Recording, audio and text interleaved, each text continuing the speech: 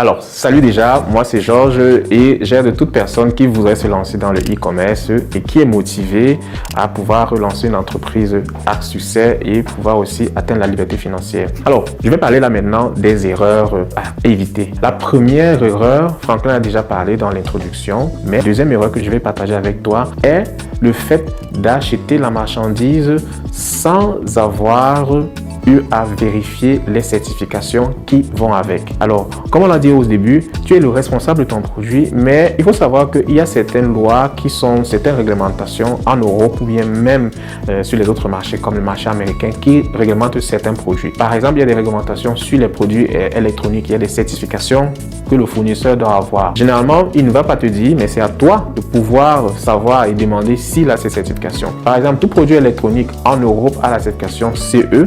Il y a d'autres certifications telles que RoHS. Il y a des certifications SGS et aussi des certifications telles que la TÜV. Alors, ce sont des choses que tu dois déjà te documenter et savoir quelles sont les certifications qui vont avec.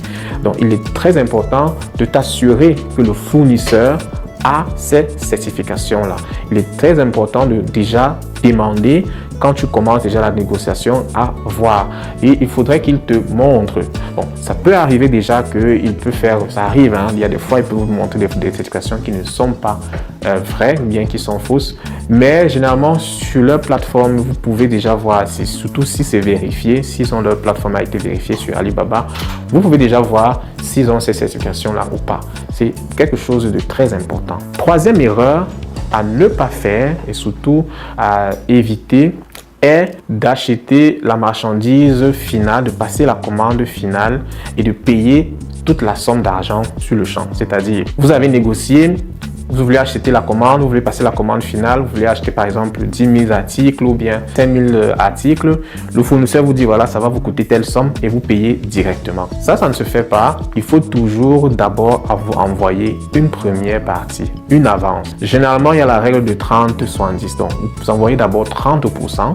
Ensuite, vous pouvez payer le reste quand la marchandise est finie. Alors, ce qui se passe si vous payez tout directement, bien évidemment, il va produire, mais il va s'empresser et c'est sûr, ce sont des choses qui sont déjà arrivées. Là, je vous parle de ça, c'est par expérience. Ils vont vous envoyer la marchandise directement chez vous. Or, peut-être ce n'est pas ce que vous aviez souhaité. Vous avez souhaité peut-être l'envoyer chez le fournisseur, ou bien sur la plateforme Amazon, si vous vendez sur Amazon, ou bien dans un autre entrepôt qui dépend de vous. Donc, si vous payez déjà, il n'y a plus ce côté de contrôle. Or, en payant d'abord 30%, vous êtes quand même déjà sûr que quand il va finir et qu'il va serait prêt, il va vous dire, vous avez la possibilité déjà premièrement de vérifier et ensuite de s'assurer que évidemment il a la bonne adresse et qu'il envoie à la bonne adresse. Voilà déjà pour cette erreur-là, donc les choses qu'il faut vraiment éviter. Alors, l'autre erreur maintenant qui est impératif aussi à éviter, c'est pour des personnes qui vendent des produits électroniques. Alors ici, c'est très délicat. Les produits électroniques sont très bien vendus sur le marché européen, sur Amazon par exemple, mais le taux de retour aussi est très élevé. Alors pour pallier à cela, vous devez, et une des erreurs que je vois souvent beaucoup de personnes faire, c'est de passer la commande finale sans toutefois s'assurer de passer par une inspection. Alors je m'explique, c'est quoi une inspection? Il y a un service d'inspection sur Alibaba, ou bien vous pouvez même trouver des personnes qui sont basées en Chine qui vont aller faire une inspection. Alors c'est de venir et vérifier effectivement que le produit final est fixé. Alors quand vous allez faire l'inspection, vous demandez, il y a un cahier de charges que vous allez donner et les choses qu'il faudrait que la personne voit. Si vous remarquez, des fois, des personnes commandent votre marchandise et le renvoient en disant que la marchandise est déjà comme utilisée. Ce sont des choses comme ça que ça aurait dû être évité si vous avez utilisé un inspecteur. Et ce n'est pas quelque chose qui coûte très cher, environ 115 $. Vous avez quelqu'un vous envoyez sur Amazon, sur Alibaba, qui va dans l'entrepôt et vérifie le stock.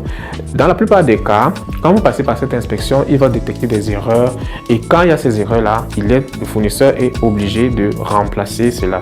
Ça vous évite des désagréments avec vos clients et vous assure une meilleure qualité du produit.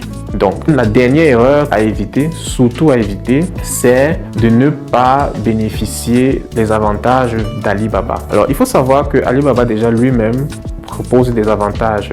Il y a plusieurs types de comptes. Quand vous créez votre compte sur Alibaba, vous avez la possibilité d'avoir un compte entreprise. Il y a une option. Ça, vous allez sur votre profil et vous avez, c'est comme une sorte d'abonnement, mais c'est pas un abonnement. Quand vous avez déjà eu à avoir un compte, vous avez déjà eu à acheter sur Alibaba.